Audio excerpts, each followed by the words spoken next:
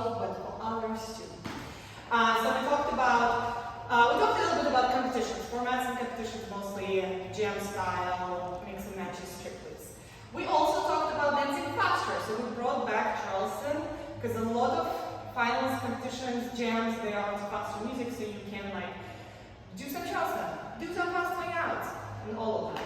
I gave you a little break that works well with Charleston, but also works if you just like did a circle with triple steps or whatever. It goes like this.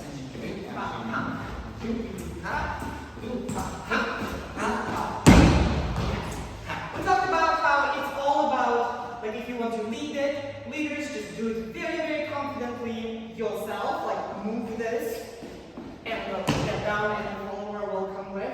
But you also really need to have like a nice and comfy connection here. Both leaders, followers give you all down, and then you will come with it.